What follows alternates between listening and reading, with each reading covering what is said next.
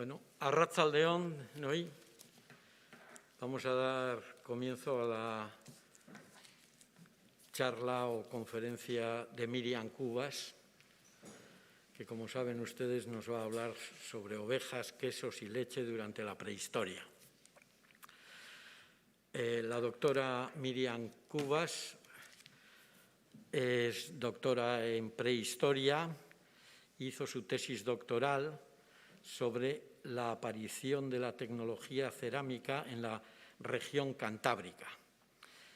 Eso fue el año 2010 y toda su obra, que es extensísima, tiene un currículum y una enorme cantidad de publicaciones, tanto en revistas especializadas como en libros y en capítulos de libro, como en charlas y conferencias y cursos, pues ha girado en torno al estudio de la cerámica, pues del Neolítico, desde muy diversos aspectos. Es profesora en la Universidad de Alcalá de Henares, miembro de la Sociedad de Ciencias Aranzadi, donde ha colaborado en múltiples proyectos y ocasiones, y ha ganado numerosas becas, entre ellas una verdaderamente importante, que es la Marie Sklodowska-Curie, que la ganó en 2015 sobre un tema también de estudio de las cerámicas. Y su área de competencia, como he venido diciendo antes, ha girado y dirige a la investigación de los análisis cerámicos europeos, tanto análisis químico como análisis mineralógicos por rayos X y análisis también de residuos orgánicos en cerámicas neolíticas. Y justamente eso es lo que va a tratar hoy en esta conferencia.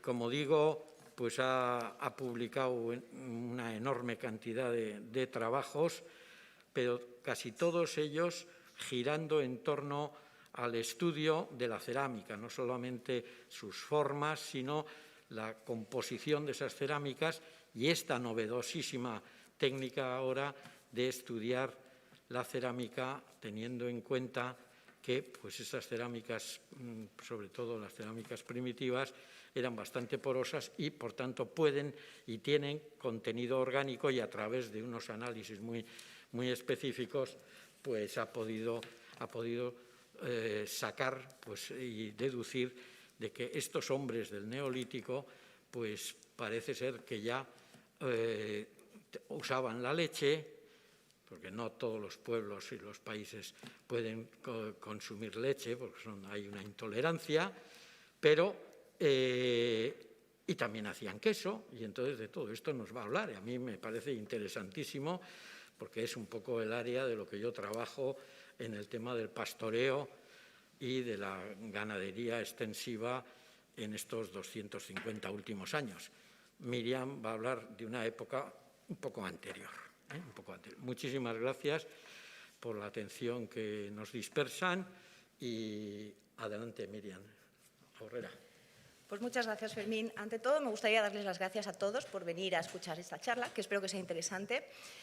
Hoy, cuando estaba pues poniéndome nerviosa mirando las diapositivas antes de venir, me hace especial ilusión venir a San Telmo, porque he venido a este museo muchas veces a dar talleres, a cuidar exposiciones, a montar exposiciones, pero es la primera vez que vengo a dar una charla, así que estoy especialmente contenta de estar hoy aquí dando esta charla. Como decía Fermín, llevo bastantes años colaborando con la Sociedad de Ciencias Aranzadi, es la primera vez que formo parte de estas jornadas. Y es verdad que lo que vamos a presentar hoy, o lo que me gustaría intentarles transmitir, es un proyecto que ha durado un montón de años ya, que ha sido financiado por muchas instituciones, por muchas becas, y entre ellas me gustaría agradecer sobre todo el apoyo de la sociedad, que desde el primer momento apoyó la investigación, que no es muy fácil conseguir un apoyo cuando uno está empezando, hay que decir, es bastante fácil cuando uno ya está consolidado, pero al principio no es muy fácil. Y me gustaría, sobre todo, agradecer una de las becas que me permitió volver a Guipúzcoa a trabajar, que es la FELOW de Atracción de Talento de personas que investigamos en el exterior de la Diputación Foral de Guipúzcoa y que obviamente financió parte de esta investigación. Entonces, bueno, espero que sea interesante para todos de lo que vamos a hablar, de lo que voy a presentar y, obviamente, cualquier pregunta, cualquier cuestión, estoy abierta a contestarla. Bueno, yo he titulado esta charla como Ovejas, queso y leche durante la prehistoria. Vamos a ver cuáles han sido las evidencias que hemos trabajado, evidencias indirectas, y vamos a ver por qué es interesante explorar esto. Indudablemente nosotros, como seres humanos, una cosa que nos define es lo que comemos. De hecho, lo que comemos deja huella en todo nuestro organismo, deja huella en nuestro esqueleto, deja huella en nuestra musculatura, deja una huella. Y lo que comemos, además, no es solo una cosa de adaptación al medio, de nosotros disponemos de esto en nuestro medio y lo consumimos porque necesitamos alimentarnos. No es así. La comida es cultural. Nosotros preparamos la comida, consumimos los productos y esto tiene un componente cultural. Hasta tal punto que, obviamente, hay determinados grupos, determinadas zonas que se caracterizan por una determinada comida. Y yo creo que esta frase de dime qué comes y te diré quién eres, en prehistoria tiene especial importancia. Hasta tal punto es así que obviamente nos define como grupo, nos define como cultura. De hecho, la pregunta que nos hacen siempre cuando decimos hemos ido de viaje a esta zona o a esta otra es ¿cómo es la comida? Y es porque obviamente esa comida tiene una impronta cultural.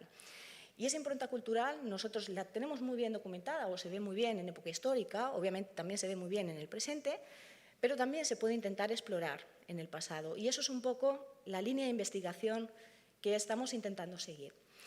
Obviamente, junto a esta comida, junto a cómo se preparan los alimentos, cuáles son las recetas, qué productos se consumen, también tenemos la bebida. La bebida también tiene un importante componente cultural. Y son dos cosas que podemos explorar a partir del registro arqueológico. Y obviamente lo podemos llevar al pasado y lo podemos intentar explorar, con distintos materiales. Obviamente, en función de la época que nosotros estudiemos, pues vamos a poder analizar unos materiales u otros. Y en el caso de hoy nos vamos a centrar en un material muy específico, que es el material cerámico. Además, obviamente la comida es una importante industria en la actualidad, una importante industria que determina no solo la economía, sino que además determina un montón de intolerancias que tenemos en la actualidad y que esas intolerancias, el saber cuándo surgen en el pasado, nos pueden ayudar a combatirlas en el presente. Entonces, explorar todos estos aspectos en el pasado, obviamente nos ayudan a entender cuál ha sido la adaptación del ser humano al consumo de esos productos y nos pueden ayudar a solventar, o a intentar poner alguna solución a este tipo de intolerancias en las sociedades del presente, a saber qué factores han sido los que han influido en el surgimiento de las distintas intolerancias a lo largo de la prehistoria. ¿Pero qué nos dice la comida sobre las sociedades del pasado? Obviamente nos dice cómo se alimentaban estos grupos, qué recursos se estaban consumiendo, se estaban consumiendo recursos cárnicos, recursos costeros, recursos marinos. Obviamente también nos dicen cómo se procesaban estos recursos y también cómo se almacenaba, que son tres preguntas clave en prehistoria. ¿Cómo exploramos esto en prehistoria? En prehistoria lo exploramos sobre todo a partir de dos tipos de evidencia. Tenemos, por un lado, la evidencia visible, es decir, los restos materiales que aparecen en el propio yacimiento arqueológico, y por otro lado, lo que he denominado como la evidencia invisible, que es aquello que nosotros, como arqueólogos, cuando estamos excavando, no vemos. Entre la evidencia visible están, obviamente, los restos de los animales que se consumen en el pasado. Estos restos aparecen en los yacimientos arqueológicos en distinta cantidad, en distintas proporciones, con distintos grados de fracturación y, obviamente, pertenecen a distintos animales. Pertenecen a animales salvajes cuando nos encontramos con sociedades de cazadores-recolectores y después nos vamos a encontrar con las cabañas ganaderas. También aparecen restos de pescado, restos de erizos de mar, aparece toda una serie de restos de animales que se consumen en el pasado y que dejan una huella visible en los yacimientos arqueológicos. Junto a estos restos de animales hay otros restos muy bien documentados en los yacimientos, como son los restos vegetales. Entre estos restos vegetales, a mí me gusta poner esta imagen, que es un resto de una seta, de uno de los yacimientos peninsulares, porque nos permite ampliar un poco, ¿no?, la visión que tenemos del pasado. No solo se consumen los frutos, no solo se consumen los cereales a partir del Neolítico, obviamente, sino que se va a consumir casi todos los recursos disponibles en la naturaleza. Y estos, cuando se consumen, los restos quedan en el yacimiento y nosotros somos capaces de recuperarlos con la metodología arqueológica. A partir de la recuperación y del estudio de esos restos, obviamente podemos saber qué es lo que estaban consumiendo. Sabemos si están consumiendo mayoritariamente animales, mayoritariamente vegetales. Pero junto a todos esos restos que nosotros vemos y que excavamos y que documentamos en la excavación, hay toda una evidencia que hasta el momento, bueno, pues era bastante difícil de recuperar. Y esto es lo que he denominado la evidencia invisible. En los últimos años, en concreto desde el año 2010, ha habido, bueno, lo que se ha denominado en arqueología, porque a nosotros nos encanta hablar siempre de revoluciones, lo que se ha denominado la revolución del análisis biomolecular, de la arqueología biomolecular. Esto viene a ser la recuperación de biomoléculas, en concreto carbohidratos, proteínas y lípidos, de materiales arqueológicos que se conservan en los yacimientos, pero que hasta el momento no éramos capaces de recuperar. Y entre ellos vamos a hablar especialmente de los lípidos. Y vamos a hablar especialmente de los lípidos en cerámica por una de las cualidades que después les voy a comentar. Obviamente, los análisis de la evidencia visible e invisible no son excluyentes. Lo que nos permite una y otra, obviamente, es complementar los análisis para tener una visión lo más amplia posible de cómo se alimentaban estos grupos en el pasado.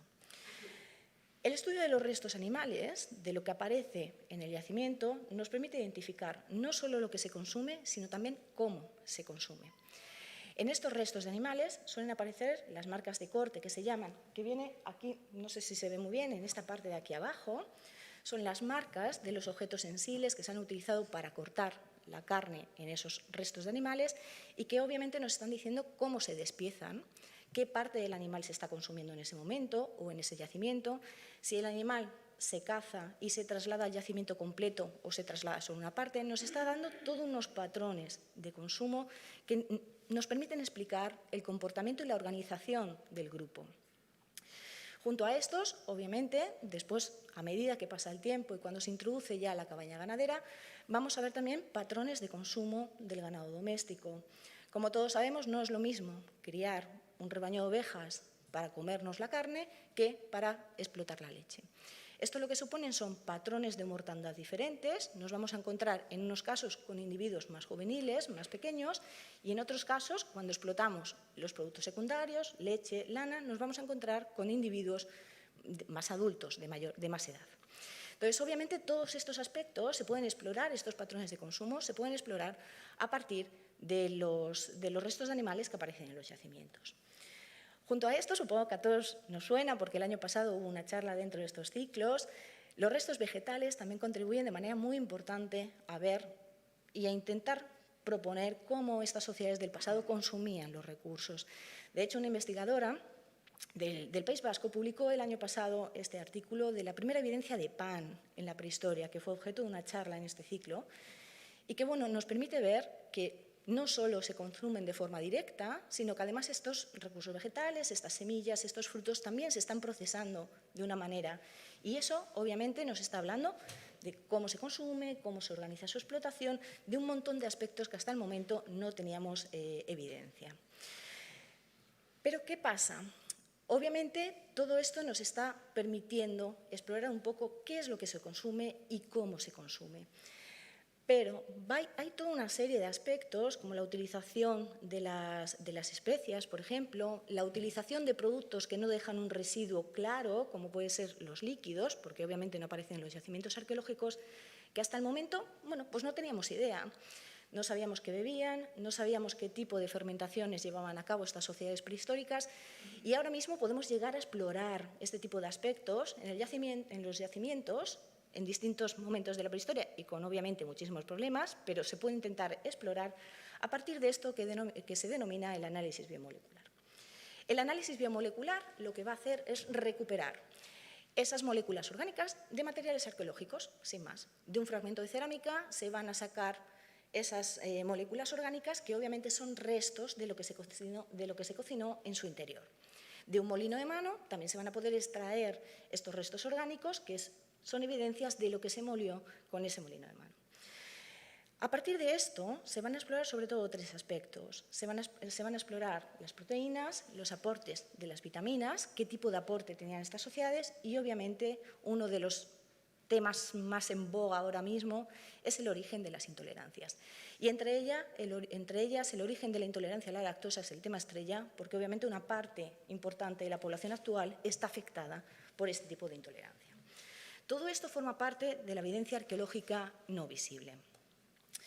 Hasta tal punto, lo que nosotros consumimos deja huella en nuestro organismo que nosotros en los yacimientos, cuando tenemos mucha suerte y excavamos contextos como estos, que desgraciadamente no pasa siempre, hay que decir, somos capaces de ver esa asignatura de lo que se ha consumido a partir del análisis de los restos humanos. Los restos humanos se pueden estudiar de muchas maneras. Se puede estudiar su biometría, el sexo que tienen, la estatura, la corpulencia, pero obviamente podemos aplicar estos análisis biomoleculares. Estos análisis biomoleculares en huesos lo que hacen es extraer el colágeno. El colágeno que obviamente se forma a partir sobre todo de las proteínas consumidas. Ese colágeno, que seguramente a todos les sonará, porque obviamente lo tenemos que cuidar, especialmente cuando llegamos a los 40 más o menos. Este colágeno, además, es también la fracción que se utiliza para hacer el carbono 14, con lo cual nos está dando muchísima información la extracción de esta parte proteica. Hasta tal punto es así que las sociedades prehistóricas dejan una huella clara en su esqueleto de lo que comen, que haciendo este tipo de análisis somos capaces de discernir ante más o menos qué tipo de grupo nos encontramos. Les he puesto aquí dos ejemplos. Estos análisis del colágeno de los huesos humanos analizan sobre todo dos isótopos estables, el carbono y el nitrógeno, sin más. Es la relación entre ellos lo que marca si están consumiendo un tipo de producto u otro. Y lo que les he puesto en estos dos gráficos, los puntos naranjas, estos son grupos de cazadores-recolectores. Y aquí básicamente lo que vemos es, en este extremo, el extremo azul, son los recursos marinos, es decir, la cantidad de pescado, de proteína marina que ellos comen. Y en el otro extremo, este punto verde, lo que tenemos es la cantidad de proteína cárnica que ellos comen. A todos nos suena mucho lo de la dieta paleolítica, ¿no? Esa dieta paleolítica que solo comen carne. Bueno, pues estos señores de aquí, que son sociedades de cazadores-recolectores, su alimentación es esto. Esto es el resultado que dan los análisis de isótopos. Y los resultados lo que nos dicen es que tienen una alimentación muy diversa, o sea, que no tienen una alimentación exclusivamente cárnica. Lo que tienen es una alimentación que va a explotar todo tipo de recursos, desde los recursos marinos a los recursos terrestres. Lo que nos está diciendo básicamente es que estas sociedades están explotando todo el medio, todos los alimentos que ellos pueden encontrar en el medio donde viven. En contraposición, les he puesto en este caso los primeros grupos de campesinos y de ganaderos. Obviamente son los mismos isótopos, nitrógeno-carbono, y vemos que la diferencia es clara. Estas poblaciones tienen una alimentación mucho más controlada, lo cual es interesante porque nos está diciendo que seguramente no se están moviendo por todo el territorio y además tienen una alimentación mucho más centrada en estos recursos que son los recursos animales. Entonces, frente a esos grupos de cazadores-recolectores, esa idea que todos tenemos, ¿no?, de las sociedades paleolíticas, de los cazadores que solo comen carne, increíblemente los resultados de los isótopos lo que nos están diciendo es que los que están comiendo proteína son sobre todo los campesinos y son sobre todo los ganaderos.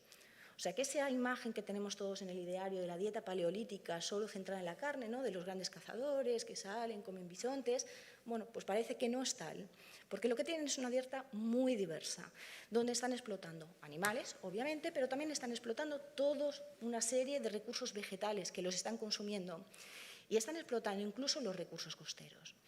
Recursos costeros que son, obviamente, peces y moluscos, marisco, es lo que están comiendo. Están explotando todo el conjunto de alimentos que tienen disponible. Sin embargo, cuando aparece la ganadería, vemos que la alimentación de esos grupos empieza a ser cada vez mucho más concentrada, mucho más controlada, y empiezan a consumir mayoritariamente esa proteína cárnica, lo cual choca un poco con la imagen que nosotros solemos tener o con lo que suele salir en la prensa de esa dieta de los grandes cazadores-recolectores. ¿Pero cómo cocinaban? Obviamente, nosotros somos capaces de ver relativamente bien qué es lo que consumen, qué productos están presentes en los yacimientos arqueológicos, qué tipo... ¿Perdón? ¿Podrías hablar más lentamente, un poco más lentamente, por favor? Sí, claro. Nosotros somos capaces de ver qué tipo de productos, qué tipo de alimentos, mejor dicho, están consumiendo los yacimientos arqueológicos, puesto que tenemos la evidencia directa, esos restos de fauna, esos restos de vegetales. Pero una cosa muy interesante para explorar es cómo lo cocinan. Sabemos que los grupos de cazadores-recolectores del Paleolítico, en general, no tenían elementos, no disponían de tecnología para poner directamente en el fuego, con lo cual la forma de cocinar era directamente cocinar la carne, directamente cocinar los recursos vegetales, directamente cocinar sobre el fuego. Sin embargo, estas sociedades seguramente sí que disponían de algunos recipientes, como las maderas, recipientes de madera, cestas, que obviamente no se pueden utilizar directamente sobre el fuego. ¿Cuándo empieza a haber una actividad culinaria? ¿Cuándo empiezan a haber esos recipientes? ¿Cuándo se desarrolla esa tecnología que está claramente relacionada con las actividades culinarias? Obviamente no va a ser hasta la aparición de los recipientes cerámicos cuando empieza a haber una tecnología especialmente orientada a cocinar. La cerámica surge y surge en todo el mundo como una tecnología orientada a la cocina. Se realizan recipientes cerámicos de distintas formas, con distintos bordes, distintas decoraciones, pero la mayor parte de ellos están orientados a cocinar directamente en el fuego. Y esto supone claramente una modificación de las prácticas culinarias. Hasta tal punto es importante la comida para nuestra sociedad que somos capaces de desarrollar tecnologías exclusivamente para cocinar. Y esto se ve perfectamente en prehistoria. La novedad que introduce la cerámica es que, obviamente, todos sabemos que un recipiente cerámico se puede situar directamente sobre el fuego. Y esto va a modificar completamente la alimentación de los grupos humanos. Y va a suponer un cambio trascendental en nuestra dieta y, obviamente, en todas las recetas culinarias que se hacían hasta el momento. No va a haber una sustitución completa de recursos, pero sí se van a incluir nuevas recetas en prehistoria que van a modificar esa alimentación de los grupos humanos. Además, la cerámica, cuando se produce, la cerámica tiene unas características muy peculiares, especialmente la cerámica a mano, que es la que se documenta en época prehistórica. La cerámica a mano, básicamente, son cerámicas que nosotros modelamos con nuestras manos y se caracterizan por ser irregulares, generalmente bastante feas, hay que decir, para mi desgracia, que me dedico a estudiarlas, pero tienen una cosa muy buena, y es que son cerámicas que son muy porosas, muy porosas. Esto quiere decir que si nosotros rompemos una cerámica a mano, vamos a ver que en su sección, en su interior, hay muchos poros, mucha porosidad. Vamos a ver que hay grandes agujeros. Y esos agujeros, que en principio es una desventaja tecnológica, porque obviamente hace que la cerámica sea pues peor, se rompa con más facilidad, para mí en concreto es una ventaja. Y es una ventaja porque cuando se cocina, si se pone esa cerámica al fuego, se meten dentro los alimentos que se quieren cocinar, obviamente se le va a dar un calor. Entonces, lo que provoca ese calor es la dilatación de toda la arcilla y se va a producir, mejor dicho, la apertura de esos poros, de esas vacuolas que quedan dentro de la arcilla. Esa apertura en las vacuolas lo que va a provocar es que parte del residuo de lo que se está cocinando en la cerámica quede atrapado, porque cuando se enfría, lo que se produce es el efecto contrario, se retrae, con lo cual se cierra el poro y el residuo se queda en la porosidad de la cerámica. No sé si me expliqué, ¿sí? Entonces, ese residuo que se queda en la porosidad de la cerámica, ahora somos capaces de extraerlo, somos capaces de analizarlo y somos capaces de analizar exactamente qué es lo que se cocinó dentro de ese recipiente. Sin embargo, es verdad que todo esto que es tan bonito y tan idílico y que yo obviamente voy a defender a capa y espada porque me dedico a esto, tiene sus problemas. Y es que nadie hace un recipiente cerámico para usarlo una vez. Obviamente un recipiente cerámico se hace para usarlo muchas veces hasta que se rompe, porque si no, no lo haces, básicamente. Entonces, obviamente, al final lo que tenemos en esos poros es como, pues el sumatorio, ¿no? La acumulación de todos esos eventos de cocina. Y lo que vamos a tener es una media de lo que se ha cocinado. Esto lo que provoca es que haya algunos materiales, mejor dicho, más que materiales, alimentos, que haya algunos alimentos que al ser más grasos dejen más residuo. Con lo cual vamos a tener una sobrerepresentación de los materiales que son más grasos. Porque los materiales más grasos básicamente dejan mayor cantidad de grasa, que es básicamente lo que analizamos en el análisis de lípidos, y es básicamente lo que mejor se representa. Pero obviamente sí que nos permite hacer una aproximación a ese tipo de recetas, a ese tipo de prácticas culinarias que se daban en el pasado. En algunos casos, y he puesto este porque me encanta, es uno de los más bonitos que he visto en los últimos 15 años que llevo haciendo esto, las actividades de cocina en general no dejan un residuo visible Es decir, cuando analizamos qué es lo que se ha cocinado dentro del recipiente, lo que analizamos son esos lípidos que quedan encerrados en los poros. Pero no suele haber algo pegado que nosotros digamos, bueno, yo creo que esto es... Eso no suele pasar. Y digo no suele porque sí que hay sitios donde pasa. Y uno de ellos, uno de los ejemplos más bonitos es este de aquí. Este es el yacimiento de Mars Farm, en Inglaterra, donde ven que bueno, está el recipiente y está entero, lleno con la comida. Eso obviamente es el paraíso del arqueólogo. Es como, bueno, la cerámica con toda la comida dentro, es como lo mejor que te puede pasar, ¿no? Pero obviamente esto pasa una vez en la vida y ya. Lo normal no es esto. Lo normal no es que aparezca este tipo de restos. En el caso de Mars Farm sí que se conservó toda la comida dentro, porque básicamente lo que se produjo es el colapso de todo el poblado y al colapsarse todas las cabañas quedó todo roto in situ y las que quedaron, las que no se rompieron, quedaron directamente con la comida que estaban haciendo en ese momento. Pero eso no es lo normal. Este tipo de residuos visibles son muy escasos en los yacimientos arqueológicos. Entonces, lo normal es que básicamente analicemos pues, fragmentos de museos, generalmente, que no tienen ningún residuo en el interior. La mayor parte de los análisis disponibles ahora mismo, en la actualidad, proceden de cerámicas que no tienen este tipo de residuo visible. Pero obviamente recuperar esto de los materiales es una técnica compleja, es un proceso interesante, sobre todo para alguien que estudió letras, porque básicamente es química orgánica, entonces bueno, tienes que hacer un esfuerzo mental interesante para entenderlo. Pero sí que es bastante fácil, a priori, intentar extraerlos en general, aunque después la interpretación sea bastante más complicada. En principio, la evidencia arqueológica de la que nosotros partimos es esta evidencia arqueológica visible, es decir, el recipiente cerámico. Recipiente cerámico, como les digo, siempre sale a trozos, desgraciadamente también para mí, porque acaba siendo un puzzle que hay que montar, que hay que hacer, a ver cómo se forma.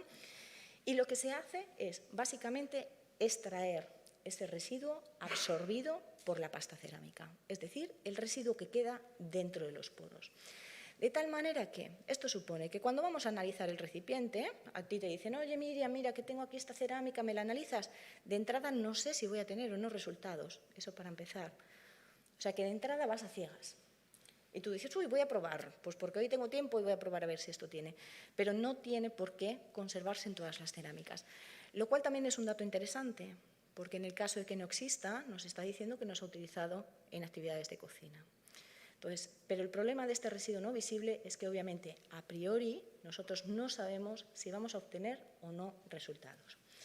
Entonces, nosotros partimos de esta cerámica, que es un ejemplo experimental, pero la realidad de las cerámicas que analizo, en el 99,9% de los casos, es esta. Como ven, son fragmentos enanos.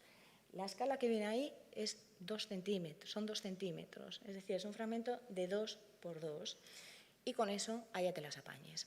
Estas son la mayor parte de las cerámicas muy antiguas que aparecen en el País Vasco, la mayor parte que aparece en toda la región cantábrica, porque en general, este material en la región cantábrica, la cerámica, se conserva muy mal. Y se conserva muy mal porque el suelo es muy ácido. Entonces, la acidez del suelo lo que provoca es que la cerámica muy antigua prácticamente desaparece. Entonces, cuando aparece, cuando está documentada en los yacimientos, lo que tenemos son fragmentos de este tipo, de 3 centímetros por 4. Como ven, no se parece en nada al yacimiento de Mars Farm, pero es verdad que bueno, tiene su interés. ¿Cómo extraemos de esos fragmentos enanos el residuo? Pues básicamente lo que hacemos es hacer una especie de cata. Igual que lo que hacemos en el campo, lo hacemos en el recipiente cerámico. Nosotros cogemos el recipiente, esto es ser muy optimista, cogemos el trozo realmente. Y en el trozo lo que hacemos es identificamos la superficie interior, que obviamente es lo que estuvo en contacto con la comida. De esa superficie interior lo que hacemos es, con una Dremel, no es nada muy sutil, hay que decir, se hace una especie de cata, es decir, un cuadrado como este. Y de ese cuadrado interior lo que extraemos son 2 gramos de polvo cerámico, es decir, esto. De eso es de lo que nosotros partimos. A partir de ese polvo cerámico, donde nosotros hemos hecho así con la Dremel y básicamente hemos creado un montón de polvo literal de 2 gramos, vamos a tener mezclados un montón de cosas. Tenemos mezclada la arcilla, tenemos mezclados los desgasantes, pero también tenemos mezclado el residuo no visible en el caso de que éste exista. ¿Cómo vamos a extraer ese residuo no visible? ¿Y por qué? Vamos a hablar sobre todo de lípidos. Bueno, pues de cerámica, cuando se analizan los residuos en cerámica, se extraen los lípidos por dos razones fundamentales. La primera es que los lípidos no son solubles en agua, y esto es fundamental para que se preserven. No son solubles en agua. Esto quiere decir que si se ha cocido y se ha utilizado agua en la cocción, o después obviamente el agua de lluvia o lo que sea, no se ha provocado la disolución de esa molécula. Y por eso la vamos a poder recuperar.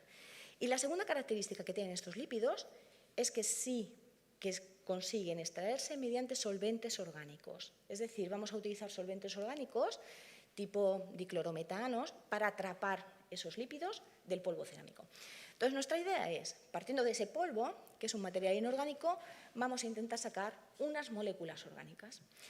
Esas moléculas orgánicas, obviamente, se utilizan, sigue un protocolo de extracción de laboratorio, que, bueno, no es difícil, es aburrido, sin más, como todos los procesos de laboratorio, porque tienes que estar ahí.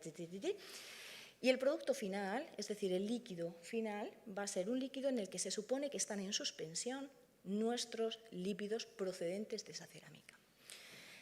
Eso se analiza mediante una serie de técnicas que se denominan las técnicas de cromatografía de gases y espectrometría de masas, que básicamente lo que nos va a permitir es obtener esto. Como ven, hemos pasado del yacimiento arqueológico, donde aparecen las cerámicas a cachos, a esto.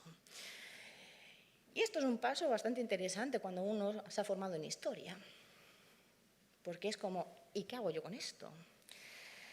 Bueno, básicamente, cuando nosotros tenemos este resultado, cuando tenemos este cromatograma, en este cromatograma lo que tenemos, como ven, son distintos picos, ¿sí? Y cada uno de esos picos corresponde a una molécula. Y el objetivo, obviamente, es identificar cada una de esas moléculas para ver a qué alimento pertenece.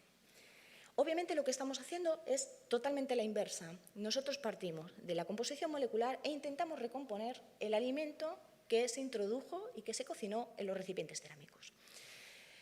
Y una pregunta obvia es, muy bien, ¿pero esto se conserva constante en el tiempo? Pues no, obviamente no. Las moléculas que nosotros vemos en los recipientes, además, no son las moléculas directas de carne o las moléculas directas de un cereal o las moléculas directas de una cerveza, sino que obviamente además es la degradación de esa molécula.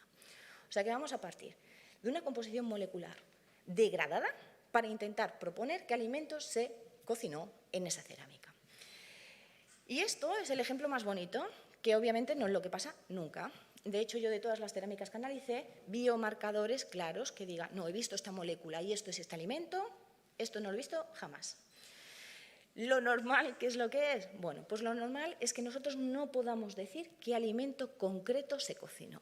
Yo no les puedo decir, no es que esto es de cereales, no es que esto fue en concreto este alimento. Eso no se puede decir. Generalmente lo que podemos decir es esto. Es decir, podemos decir exactamente más o menos qué grupo de alimento se cocinó. Y entre los grupos de alimentos que se cocinaron están, o se puede distinguir bastante bien, los recursos marinos, es decir, todos aquellos que proceden del mar, sobre todo moluscos y mamíferos marinos.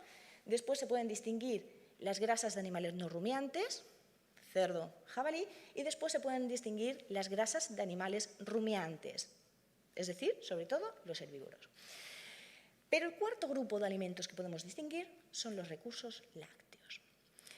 Entonces, básicamente, cuando nosotros no tenemos esos biomarcadores de los que les decía antes, que es como, tengo el biomarcador, yo creo que se ha cocinado una sopa de cereales, pues bueno, eso como no pasa nunca, básicamente lo que se hace es, de las moléculas que nosotros tenemos, se calcula el valor isotópico, como les comentaba al principio del todo, a partir del colágeno de los huesos. Es exactamente lo mismo. Lo que pasa que en este caso, en lugar de partir de la proteína, vamos a partir de los lípidos. Y se va a establecer el valor isotópico de los lípidos extraídos de las cerámicas. Entonces, básicamente, cuando nosotros tenemos ese valor, se pueden imaginar que estos circulitos que yo he puesto aquí en colores, el azul, el naranja, el verde, son valores de referencia. Lo que se hace es buscar valores de referencia actuales para calcular y saber en qué rango están los productos lácteos, saber en qué rango están las grasas de animales rumiantes o los no rumiantes. Y así es como vamos a establecer exactamente qué es lo que se cocinó dentro de esas cerámicas. Pero básicamente lo que establecemos es el grupo de alimentos que se cocinan. Es muy difícil llegar a decir qué tipo de alimento concreto, qué más quisiera yo. Y espero que si eso pasa en algún momento, sea yo la que lo encuentre.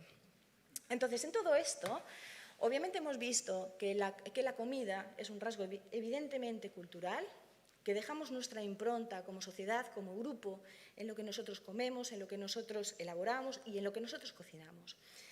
Y que incluso vamos a crear tecnologías que están vinculadas con esa actividad culinaria. Y sin ninguna duda la cerámica, no solo porque la estudié yo, sino porque es así científicamente, es una industria, es una tecnología, mejor dicho, que se vincula claramente con las actividades culinarias. Entonces, lo que nos importa es saber cuándo surge esta cerámica, cómo surge y, obviamente, con qué rasgos. La cerámica surge en distintas partes del mundo, en distintas cronologías. Esto a mí me encanta decirlo, en distintas partes del mundo, distintas cronologías, porque siempre se vinculó que la cerámica surgía con el ganado doméstico y con la agricultura. Y esto no es así. La cerámica no surge con las sociedades ganaderas, no surge con las cerámicas agrícolas. Las cerámicas surgen, las cerámicas más antiguas en el mundo, son cerámicas que surgen en grupos de cazadores-recolectores. Eran cazadores los que empiezan a hacer estas cerámicas y proceden sobre todo de 3 zonas. Proceden de esta zona de Rusia, proceden de Japón y proceden de China. Y estas cerámicas son así. Son cerámicas a mano, son tecnologías, bueno, están bien elaboradas, pero lo más interesante de estas cerámicas es que se van a utilizar para cocinar y se van a utilizar para cocinar pescado. Lo primero que se cocina en las cerámicas más antiguas del mundo, son restos marinos, son recursos marinos. Lo que están cocinando son lapas, lo que están cocinando son caracolillos o restos de mamíferos marinos. Entonces, ante estas cerámicas tan antiguas, que están datadas más o menos en el 16.000 antes del presente, obviamente se va a producir su expansión al resto del continente europeo. Entonces, les he puesto aquí un mapa que se supone que marca la dispersión de las cerámicas desde estas zonas más antiguas, que serían las más oscuras, que se expanden por toda Eurasia, que esto es una cosa muy bonita porque, claro, es todo el continente, y llegan, obviamente, a la península ibérica. Y ven aquí que hay una parte más amarilla. Y esa parte amarilla es porque las cerámicas llegan a nuestra zona, obviamente es el extremo opuesto, literal, al foco de origen de esas cerámicas. Y por eso a mí me interesaba especialmente este foco. Me interesaba porque es el foco donde más tarde llega la tecnología cerámica y donde más tarde llega la agricultura y la ganadería. Entonces, mi pregunta en cuestión era, bueno, estamos obviamente en una zona costera, ¿no? Entonces, yo lo que esperaba era encontrar que se introducen las cerámicas y se empiezan a cocinar, bueno, pues un poco de pescado, un poco de recursos terrestres, un poco de carne, quizá un poco de lácteos, pero no esperaba ni mucho ni de lejos una uniformidad en el uso de esa cerámica. Entonces, básicamente, esa es la cuestión, esa es por qué elegí esa zona de estudio y por qué, básicamente, nos vamos a centrar en eso. Entonces, casi todas las cerámicas que aparecen en el continente europeo aparecen en distintas dinámicas de introducción. Todas proceden, en principio, de esos focos de origen euroasiático y se van a ir expandiendo por todo el Mediterráneo, si lo tenemos así como en mente, por toda la cuenca mediterránea y por todo el centro de Europa. Y es una cosa interesante el hecho de que desde el año 2000, todas esas primeras cerámicas que se habían publicado para el continente europeo, se había sostenido que se vinculaban a otros usos, pero en ningún momento se había sostenido que esas cerámicas antiguas se utilizaban para cocinar recursos lácteos. Cuando se empezó a hacer este tipo de análisis biomolecular que les comentaba anteriormente, se empezó a ver de forma sistemática que las cerámicas antiguas se centraban en una parte importante para consumir y para cocinar esos recursos lácteos. Las primeras cerámicas en el continente europeo, especialmente en la cuenca mediterránea, están muy bien datadas entre el 6.500 y el 5.000 a.C. Estas cerámicas proceden de la zona de Anatolia, pasan a la zona de los Balcanes y estos son los resultados. Ya siento que no sea demasiado gráfico, porque toda esta parte es un poco así como todos son puntos, pero no había forma humana de ilustrarlo un poco más interesante. Aquí lo que ven son esos puntos, esos resultados isotópicos. Ven que estas cerámicas se utilizan para diversos usos. Pero aquí vemos que hay una parte importante de las cerámicas que se destinan a los productos lácteos. Se destinan a cocinar esos productos lácteos, esa leche, ese queso, ese requesón. Y ahora veremos por qué digo en general productos lácteos.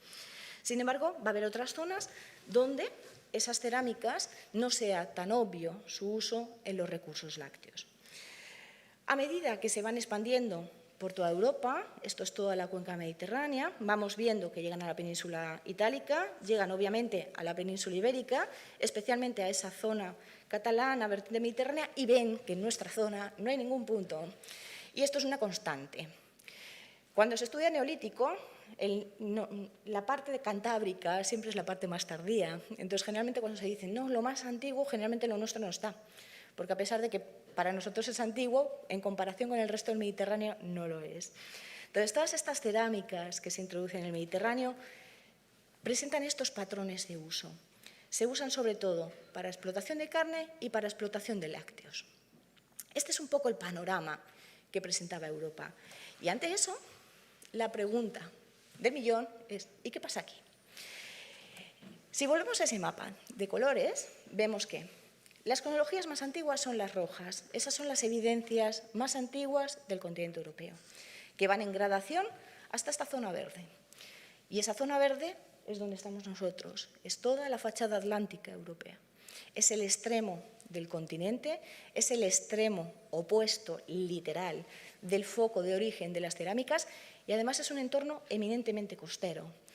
Por eso constituye una zona interesantísima de investigación, porque presenta unas características completamente diferentes al resto de la península ibérica. Si yo les pongo estas fotos, obviamente estas fotos no son a todos cercanas. Es un entorno costero, se vive con el mar, tenemos una cultura del mar, obviamente comemos productos del mar y por eso en prehistoria es especialmente relevante. Junto a esto, más allá de su posición geográfica, más allá de que sea el extremo del continente europeo, también hay unos rasgos culturales que definen a estos grupos en prehistoria y especialmente son los últimos grupos de cazadores-recolectores. Los últimos grupos de cazadores-recolectores en toda esta zona presentan estas características. Y una de las cosas más bonitas de toda la prehistoria europea es la aparición de los cementerios. Y la aparición de los cementerios se produce sobre todo en esta zona atlántica, donde hay muchísimos muertos de esos últimos grupos de cazadores-recolectores que aparecen enterrados de esta manera. Aparecen en fosas individuales, aparecen con restos de ajuar, empiezan a aparecer por todas partes. Y estos muertos, que los tenemos muy bien documentados ahora mismo en el País Vasco, de hecho, sabemos que existe el enterramiento J3, que es uno de los más antiguos, que ha habido bastante charla sobre el yacimiento, que es espectacular y constituye una de estas evidencias de los muertos de los últimos grupos de cazadores-recolectores que dan a toda esa zona atlántica una cierta unidad cultural. Unidad cultural en el comportamiento funerario que se ve en la comida. Que se ve en la comida porque estos grupos de cazadores-recolectores del Atlántico son claramente diferentes al resto de la península ibérica. Y son claramente diferentes porque lo que vemos en su alimentación es esto. Les he puesto aquí. Estos son todos los muertos que hay disponibles para la fachada atlántica peninsular, entendiendo como tal desde Lisboa, toda Galicia y toda la costa cantábrica, y aquí les he puesto los disponibles para el Mediterráneo.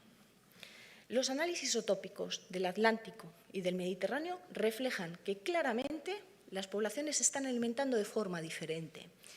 Y una de las cosas fundamentales de los grupos de cazadores-recolectores del Atlántico es que hay una explotación masiva de la costa. Están comiendo patelas, están comiendo caracolillos de forma exagerada.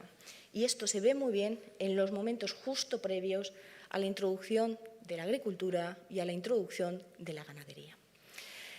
Por eso, la pregunta de investigación era, ¿cuándo se introduce la ganadería y cuándo se introduce la agricultura? ¿Se abandonan completamente esos recursos o hay una mezcla? Y obviamente mi cuestión era, pues obviamente hay una mezcla. Esto a mí me parecía como muy obvio desde el principio, ¿no? Si estaban consumiendo patelas, si estaban consumiendo caracolillos, cuando aparece la ganadería y cuando aparece la agricultura, lo lógico es que mezclasen las dos bases de subsistencia y diesen una alimentación pues más mixta. Entonces, nosotros lo que queríamos con este proyecto es básicamente ver si se produce una cierta adaptación de la cocina relacionada con la introducción de la agricultura y de la ganadería, mezclándose con esa explotación de la costa en los momentos iniciales del Neolítico. Queríamos ver si esa clara diferencia que se ve en la alimentación de las sociedades atlánticas en los momentos previos al Neolítico se mantiene después, o si la aparición de la agricultura y de la ganadería supone una uniformización de la alimentación, tanto en el Mediterráneo como en el Atlántico. Queremos ver cuál es la respuesta cultural de esas sociedades. Y para eso, obviamente, seleccionamos las cerámicas más antiguas, que obviamente para la gente que trabaja en otras zonas de Europa no son muy antiguas, pero para nosotros son antiguas. Y seleccionamos cerámicas de toda la fachada atlántica europea, puesto que lo que nos interesaba era comparar exactamente cuál era la adaptación de esas poblaciones costeras. Queríamos saber qué estaba pasando en esa zona costera en concreto. Entonces, seleccionamos tres grupos fundamentales: el grupo portugués, el grupo cantábrico y el grupo de Normandía. Y esos datos lo que hicimos fue compararlo con las Islas Británicas, que es el caso más paradigmático de todo el continente europeo, que es una isla donde nadie come pescado. No comen pescado ni ahora, con lo cual es una cosa totalmente rarísima. Entonces, lo que hicimos fue seleccionar cerámicas de esas tres zonas. Y para eso seleccionamos las cerámicas más antiguas. Seleccionamos en Portugal aquellas cerámicas datadas en el 5500 a.C., que ven que tienen distintas formas. La mayor parte de ellas son cerámicas de cocina, pero también están estas cerámicas, que obviamente son botellas, como su forma nos deja ver, son botellas. Entonces, analizamos distintos recipientes de distintos yacimientos para ver cuál era exactamente el uso de esa cerámica. Del norte de la península ibérica, obviamente, también seleccionamos varias cerámicas, seleccionamos la única que hay en Galicia, porque no había más, con lo cual de donde no se puede sacar. Después seleccionamos en Asturias, seleccionamos en Cantabria y seleccionamos algunas en el País Vasco, cuyos resultados fueron bastante desastrosos, hay que decir. Y finalmente seleccionamos las procedentes del entorno de Normandía, que son este tipo de aquí. Son recipientes, ollitas, que se utilizan básicamente para cocinar. Entonces, a partir de esos yacimientos, de esos 24 yacimientos que seleccionamos entre Portugal y Normandía, nosotros obviamente lo que hicimos fue comparar con la bibliografía disponible e intentamos crear, ¿no?, esa figura o esa perspectiva suprarregional para ver cómo se comportaba esa fachada atlántica, que es lo que pasaba en los entornos de costa. Y lo que pasa es que hay clarísimas adaptaciones y manifestaciones muy diferentes en cuanto al uso de la cerámica. Cuando la cerámica se introduce, a pesar de que vemos una cierta unidad cultural en los momentos previos, entre esos grupos de cazadores-recolectores, que todos están comiendo pescado, que todos se entierran de la misma manera, con esos cuernos de ciervo, cuando aparece la cerámica se va a utilizar para cosas muy diferentes en el sur, es decir, en Portugal y en la región cantábrica, en comparación con lo que está pasando en Francia y en Reino Unido. Lo que vemos este es el caso de Portugal, y lo que está en rojo, este círculo en rojo, esos son los productos lácteos. Vemos que en Portugal casi no hay. De hecho, hay 2 muestras con restos de productos lácteos. Casi todo se utiliza para cocinar carne, que es el producto que más se está consumiendo por parte de estas sociedades. En la región cantábrica, es decir, entre el Bidasoa y Finisterre, vemos que en este círculo rojo ya tenemos bastantes más puntos. Es decir, empieza a haber progresivamente más recursos lácteos. Pero en Francia hay un aumento masivo. Se incrementa de forma exponencial la explotación de esos recursos lácteos, el consumo, el cocinado de esos recursos lácteos. Y obviamente en Reino Unido, que es este caso y este de aquí, vemos que casi el 90% de las cerámicas se utilizan para cocinar con leche o para cocinar productos hechos de leche. Entonces, vemos diferencias claras, diferencias regionales en el uso de la cerámica, a pesar de que en los momentos previos veíamos una cierta uniformidad cultural entre esos grupos de cazadores-recolectores.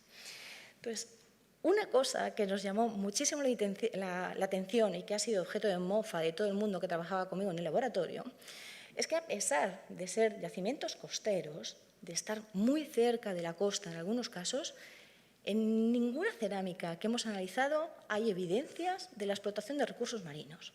No hay evidencias de pescado, no hay evidencias de conchas, no hay evidencias de marisco, no hay evidencias de nada. Obviamente esto no quiere decir que no se consuma, porque en los yacimientos aparecen las conchas de estos moluscos. Lo que quiere decir es que no se están cocinando en las vasijas, se están cocinando de otra manera, lo cual quiere decir que están manteniendo quizá la forma de cocinarlo anterior a la introducción de la tecnología cerámica. Y que la cerámica la están orientando o la están utilizando para cocinar los nuevos productos. Los únicos recursos lácteos que aparecen en zonas costeras muy claras son los únicos recursos marinos que aparecen en zonas costeras clarísimamente es en el Báltico. Sin embargo, no aparecen para nada en el Atlántico. Y estas son las diferencias en los productos lácteos. Vemos el porcentaje que tiene Portugal, vemos que en la región cantábrica va subiendo, pero vemos que el caso de Francia y Reino Unido aumenta de forma importantísima la utilización de estos recursos para cocinar. Y obviamente la cuestión es ¿por qué? ¿Por qué pasa esto? ¿Por qué a medida que vamos viendo qué es lo que está ocurriendo en el norte de Europa, por qué aumenta de forma importante el consumo de estos productos lácteos, ¿no? ¿Cuáles son las razones de esta marcada diferencia? Si en principio, no parecía que hubiese ninguna explicación obvia. Una de las cosas que nosotros proponemos como hipótesis es la constitución de las cabañas ganaderas. Nosotros estamos acostumbrados a ver la cabaña ganadera de una determinada manera, que obviamente es la que vemos en el presente, pero esto está bastante lejos de lo que pasaba en prehistoria. La cabaña ganadera, que se documenta especialmente en la península ibérica durante el Neolítico, no es para nada una ganadería de vacas. Lo que tenemos es una ganadería de oveja y una ganadería de cabra. Y esta ganadería correlaciona, o se ve que la cerámica no está orientada a la explotación de los productos lácteos. Esta explotación de los productos lácteos, que se da mayoritariamente en el norte de Europa, se relaciona con la presencia de las vacas. Cuanto más vaca hay en los yacimientos arqueológicos, mayor uso y mayor explotación hay de los recursos lácteos. Y eso, obviamente, nos está hablando de cómo se gestiona todo ese ganado. Pero además hay otra razón fundamental para intentar proponer al menos una hipótesis o una explicación para esta diferencia, ¿no?, en el consumo de los lácteos entre el sur y el norte de Europa. Y es que obviamente los lácteos, a pesar de todo, tienen importantes beneficios nutricionales. Uno de ellos, obviamente, son productos más grasos y además aportan vitamina D. Dos aspectos, especialmente el de la vitamina D, que es escaso en las poblaciones del norte de Europa. De hecho, pues te quedas bastante paliducho, ¿no?, cuando vives en el norte, porque obviamente tiene una menor exposición a la luz solar. Y en parte quizá esta vitamina D la estaban adquiriendo del consumo de productos lácteos. Pero sin ninguna duda, lo que más nos llamó la atención es que a pesar de que en el sur es escaso el porcentaje de recursos lácteos y que va aumentando hacia el norte, que está muy bien ver estas diferencias regionales, una de las cosas que nos llamó poderosamente la atención es que apareciese, porque las poblaciones neolíticas son intolerantes a la lactosa. Estas poblaciones no contaban con la mutación genética que les permitía consumir estos recursos. Entonces, la cuestión es, si son intolerantes a la lactosa, ¿cómo están consumiendo los productos lácteos? ¿Directamente? ¿Los están procesando de alguna manera? ¿Qué es lo que están haciendo? La realidad es que actualmente no sabemos bueno, no sabemos, esto es un poco así, queda un poco feo que yo lo diga, realmente no podemos identificar, que queda mucho más fino, no podemos identificar el grado de fermentación de estos productos lácteos, tal y como está ahora mismo el protocolo de análisis. Es verdad que es algo en lo que estamos trabajando y hay mucha gente trabajando en eso. Pero lo más seguro es que estas leches o estos productos lácteos no se consumiesen directamente, puesto que obviamente eso es muy agresivo para una población que no tiene tolerancia a ese recurso, sino que lo estaban procesando, fermentando en forma de requesón, de algún tipo de yogur, de algún tipo de producto que obviamente lo hiciese más fácilmente digerible. Si obviamente las poblaciones neolíticas eran intolerantes a la lactosa, pero consumían estos lácteos, fue este consumo lo que hizo que en algún momento se produjese la mutación genética que nos permite a la gran mayoría en la actualidad consumirlos. Esto obviamente es la gran pregunta, es en qué momento se produce la mutación genética que va a permitir a las poblaciones, especialmente en este caso europeas, puesto que yo me dedico a esto, a consumir estos recursos. Y obviamente la otra pregunta es si esta diferencia enorme que nosotros vemos entre el sur y el norte de la fachada atlántica europea pudo tener una cierta influencia en los niveles de tolerancia que nosotros vemos en la actualidad. Ahora mismo las poblaciones del norte de Europa tienen un porcentaje de tolerantes a la lactosa mucho más alto que nosotros. Y quizá este consumo que nosotros observamos en prehistoria, que se ve muy bien en los recipientes, que bueno, vemos que obviamente lo están consumiendo y lo están cocinando, pudo tener una cierta influencia en esa mayor tolerancia que presentan en la actualidad. A pesar de todo esto, a pesar de haberme centrado solo en la leche, no es el único recurso que podemos identificar. Y uno de ellos, que creo que también tiene bastante interés actual, es la identificación de los productos de las abejas, de las ceras y de las mieles. De hecho, hace unos años se publicó un artículo bastante grande sobre la explotación de este tipo de recursos, que ha permitido hacer el primer mapa paleoecológico de la distribución de las abejas en el Neolítico. Esto es interesante no solo porque se utilice el recurso, sino obviamente porque si se utiliza, esto quiere decir que estaban domesticadas o que tenían un cierto grado de domesticación, con lo cual nos permite hacer toda una serie de hipótesis sobre cómo se estaban gestionando estos recursos. Bueno, hasta aquí, obviamente, ¿qué es lo que pasaba en el Neolítico antiguo? Pero obviamente me podrían preguntar, y con toda razón, de, bueno, ¿qué es lo que pasa en el País Vasco, no? Que queremos saber al menos cuál es la primera evidencia. Bueno, pues las primeras evidencias de cerámica en el País Vasco son pobres, muy pobres, muy pobres. Mucho, mucho, mucho. Yo le he puesto mucho empeño, he de decir que le he puesto mucho empeño al asunto, pero siguen siendo pobres. Básicamente son 3 yacimientos los que tienen cerámicas antiguas. Son los yacimientos de Covadonga, Arenaza, en Vizcaya, y el yacimiento de Marisulo, en Urnieta, aquí en Guipúzcoa. Las cerámicas que aparecen son estas. Y si antes les enseñaba la escala de 2 centímetros, esto negro que ven aquí es 1. Entonces hay tan poco que obviamente no se han podido hacer análisis, porque obviamente no lo puedes destruir, porque no hay más. Entonces, como no podíamos hacer ese análisis de las cerámicas antiguas, lo que hicimos fue, obviamente, explorar ligeramente momentos más recientes de la prehistoria. Y empezamos por un yacimiento que se está excavando desde la sociedad, que bueno, es uno de los proyectos más bonitos que hay, yo creo, en arqueología, aunque sea de prehistoria, quiero decir, que es el túnel de San Adrián. Bueno, Aranzadi lleva excavando bastantes años en el túnel de San Adrián.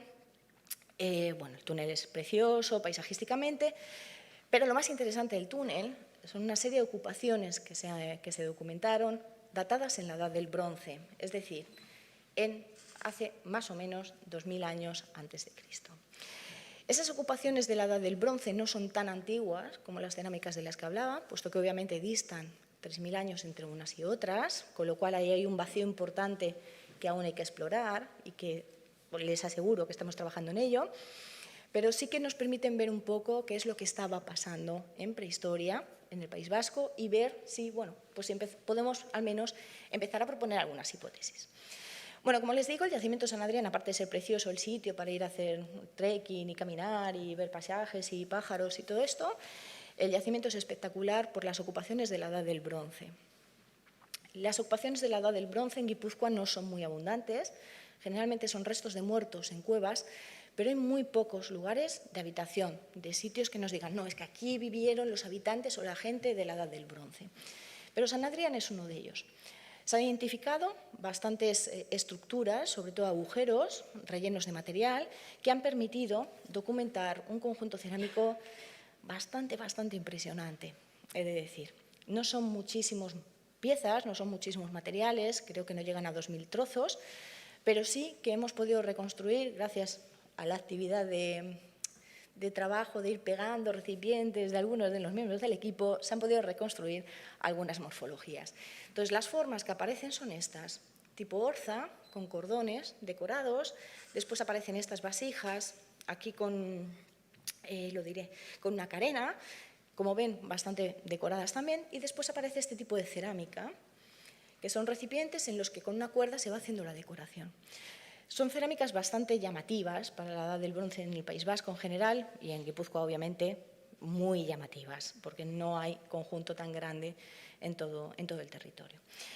Bueno, el conjunto del yacimiento de San Adrián, obviamente, lo hemos estudiado entre muchas personas, entre ellos Ángel Armendáriz, que estuvo ayer aquí, Isaro Quevedo, que hizo su trabajo de máster sobre esto, otra estudiante, Lili Olet, que fue la que hizo el análisis de contenido. El conjunto fue tan espectacular cuando apareció que obviamente hemos intentado hacer todos los análisis que hemos podido. Aparte de la identificación de las morfologías, aparte de la identificación de las decoraciones, hicimos el estudio de materias primas, es decir, ver de dónde procedían las arcillas que se habían utilizado en su manufactura, ver qué tipo de receta, ver qué tipo de material habían mezclado con esa arcilla para irla modelando, que es el trabajo que hizo Isaro, que básicamente lo que nos está diciendo es que las cerámicas que aparecen en el túnel de San Adrián, las cerámicas de la Edad del Bronce, están hechas con arcillas del entorno, pero no con arcillas inmediatas al yacimiento, lo cual es importante para la interpretación del sitio. Esto no quiere decir que las arcillas se hayan cogido y hayan hecho la cerámica en San Adrián, sino que seguramente son arcillas cercanas, pero están hechas en otro sitio. Es decir, no se hicieron en el propio yacimiento. Además, estas arcillas de la Edad del Bronce presentan el uso de dos desgrasantes básicos, que vienen a ser lo que se mezcla con las arcillas para poderlas modelar, que son la chámota y la calcita. Pero lo más importante, bueno, no sé si lo más importante, pero fue bastante interesante el estudio del uso de la cerámica. Increíblemente, a pesar de que la cerámica en general en Guipúzcoa se conserva fatal, especialmente al aire libre, los residuos orgánicos, los lípidos, se preservan fenomenal, que es una cosa rarísima. De hecho, cuando hicimos el análisis, seleccionamos al principio 10 muestras, dijimos, bueno, vamos a probar con 10, no vaya a ser que la liemos, no tengamos resultado ninguna y hayamos echado ahí 3 meses de trabajo. Y acabamos analizando 50, porque la preservación de los lípidos fue espectacular. De hecho, conseguimos resultados en todas las muestras que analizamos.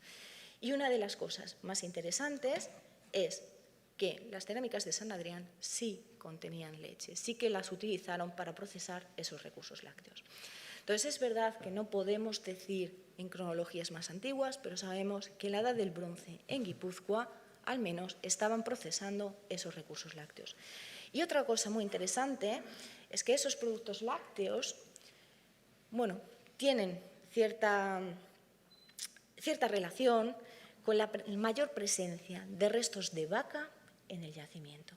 Con lo cual parece ser que cuando se inicia de forma masiva la utilización de los recursos lácteos en cocina como actividad culinaria es porque también hay un uso masivo de la vaca como principal animal en la cabaña ganadera.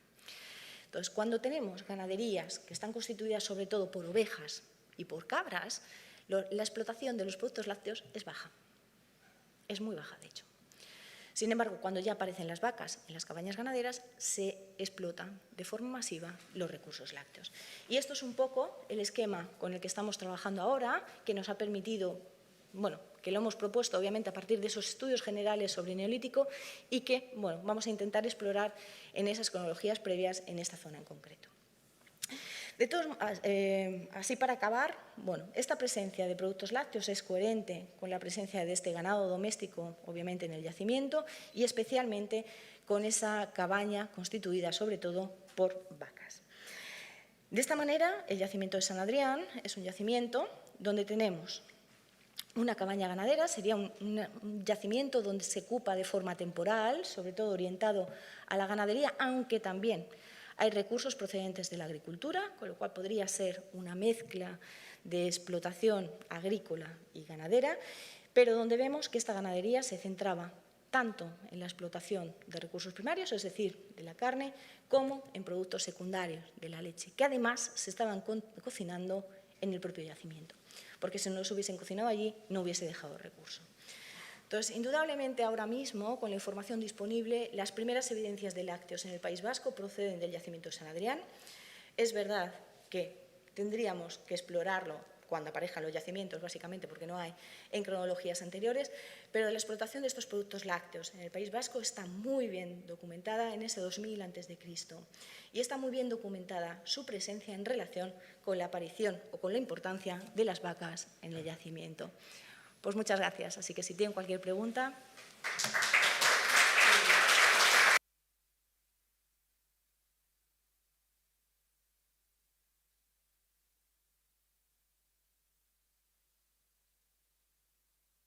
Dime, Fermín. Me ha interesado muchísimo tu conferencia, pero en un momento has hablado de los médicos.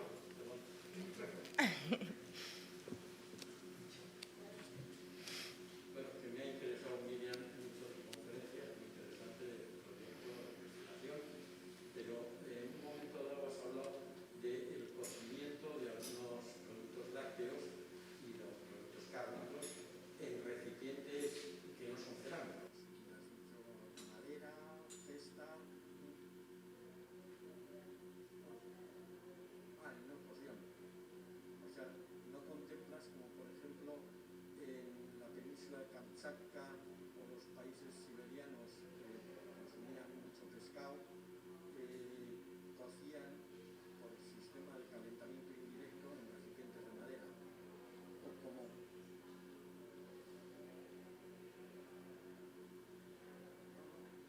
Perdón. Cocción del alimento, ¿eh? Sí, cocción del alimento, sí. Sí, sé que existen ejemplos, de hecho hay bastantes ejemplos también entre sociedades de cazadores-recolectores que utilizan cocciones indirectas de calentamiento de piedra que después se echan. En los indios de Canadá. Exacto, hay bastantes ejemplos. Y nosotros con el caico. Sí, por ejemplo. Con un recipiente de madera desaparece, pero sin embargo se puede hacer hervir un líquido, por lo menos se lleva a la temperatura a 100 grados. Entonces, no puedes decirme nada de algo que podáis evidenciar la presencia de... Bueno, a ver, en prehistoria hay muy pocos recipientes hechos en madera, muy pocos.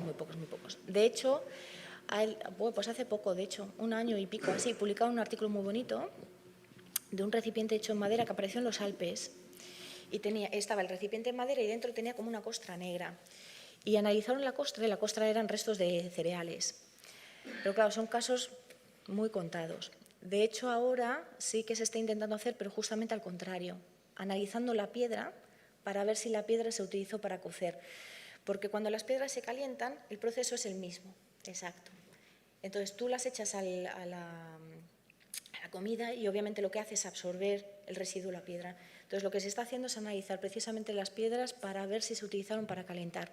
Porque como bien sabes, no son muy frecuentes, pero sí que hay en los yacimientos, bueno, esferoides, piedras redondas, y en algunos yacimientos de Próximo Oriente incluso hay bolas de arcilla que están cocidas. Revienta, pero se puede utilizar a baja temperatura, de hecho. Entonces, ahora mismo hay un proyecto bastante bonito sobre eso, sobre el estudio de las piedras de forma indirecta, para ver si se usaron para cocinar. Gracias, Fermín.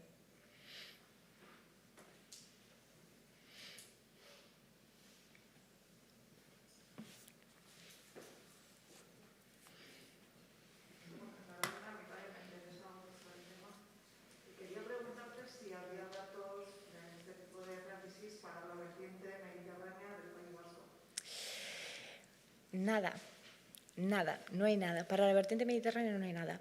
De hecho, para el Mediterráneo peninsular no hay casi nada. Está hecha la zona de Cataluña, que es la zona donde se supone que son las cronologías más antiguas, pero, por ejemplo, para el resto de todo el Valle del Ebro, que hay muchísimos yacimientos, y además sería bastante interesante porque, Obviamente se debería ver como una gradación cronológica, ¿no? Lo más antiguo en la desembocadura y progresivamente, pero no hay ningún tipo de análisis de este tipo.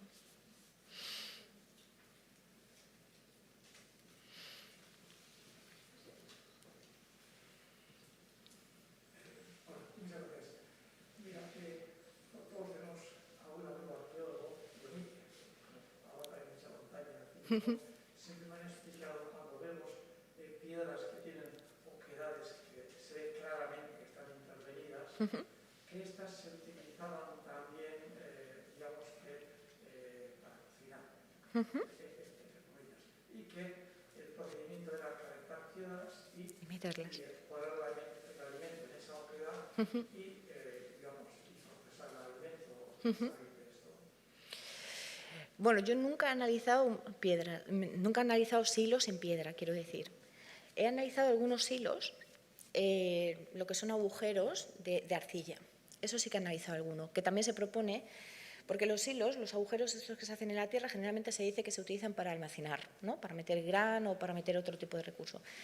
Pero aparecieron unos que estaban revestidos de arcilla, que parecían como hornitos pequeños. Entonces, una de las hipótesis eran que ponían el combustible dentro y hacían una especie de hoguera, cocinaban y si iban a cocinar con líquido, utilizaban el líquido, echaban la comida y después las piedras. Y sí que analicé algunos silos de ese tipo, revestidos en arcilla. Y en ningún caso ha dado resultado. Entonces, con los de piedra es verdad que no tengo experiencia, porque nunca analicé ninguno, pero se podrían utilizar, obviamente. En principio se puede utilizar cualquier, de hecho hay por ahí una publicación que las llama las cerámicas en el suelo, porque podrían ser estructuras culinarias, lo que pasa es que en lugar de hacer el recipiente exento, lo cavas y lo utilizas lo utilizas para cocinar. Pero es verdad que yo no analicé nunca nada así, ¿eh? Entonces no sé si, y no conozco ningún artículo sobre eso.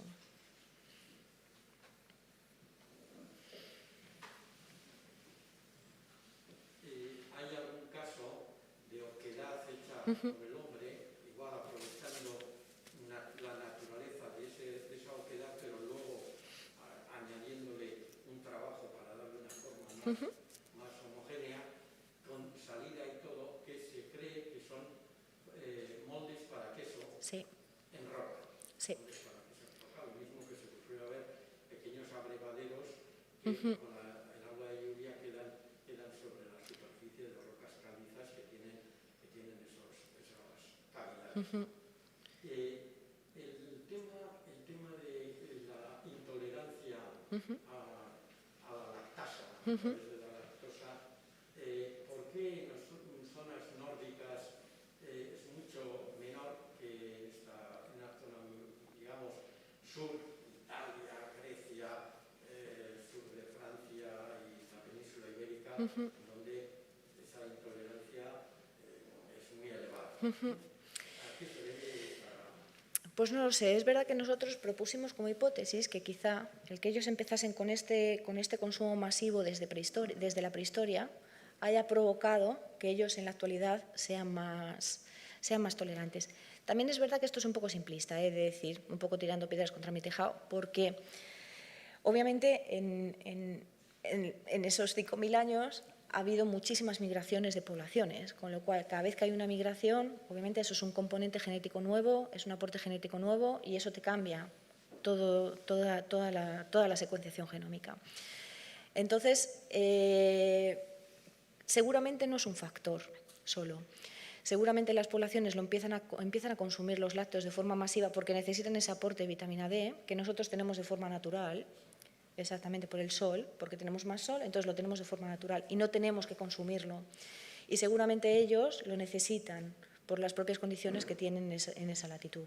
Sin embargo, también es curioso que algunas tribus nómadas del norte de África también tienen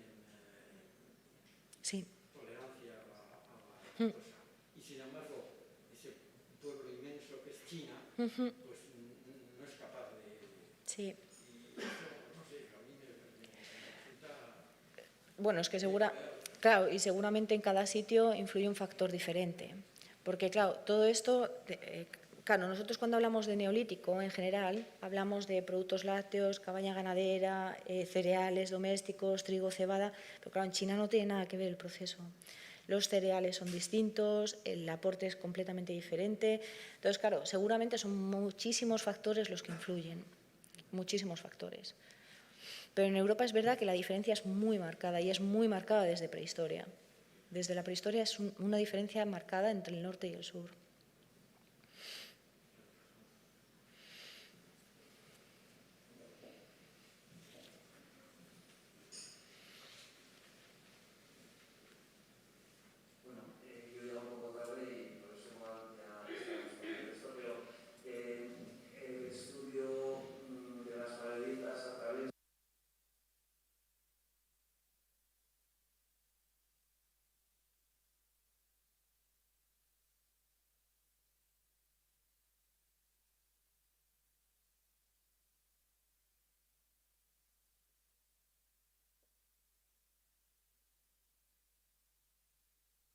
Perdón.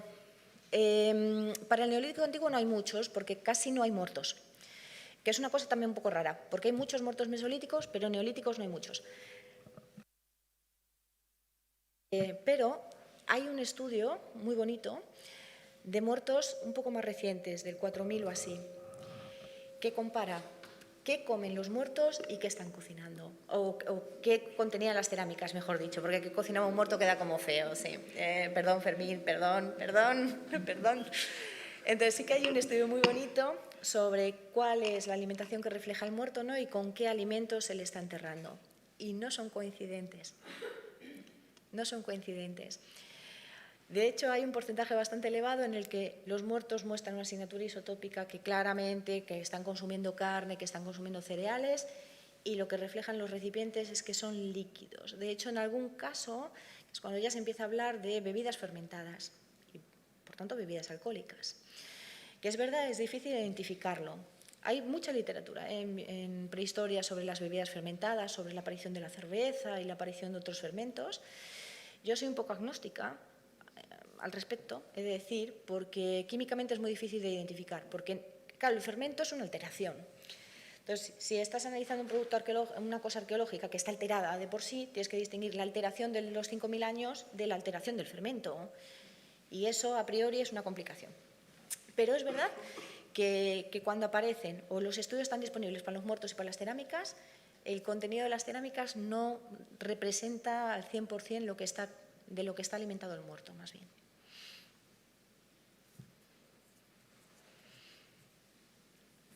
¿Alguna curiosidad más? ¿Algo? Bueno, pues muchas gracias. Ay, perdón. Es que ricasco. En el extremo tan alejado del oriente donde comenzó la cerámica que se utilizaba con restos marinos, cuando llega aquí la cerámica, ¿es al mismo tiempo que llega la ganadería? O sea, no llega ante la cerámica a Finisterre que la ganadería, ¿no? ¿O sí? Más o menos llega en el mismo momento. En el mismo momento. Más o menos. Hay algunos años de diferencia.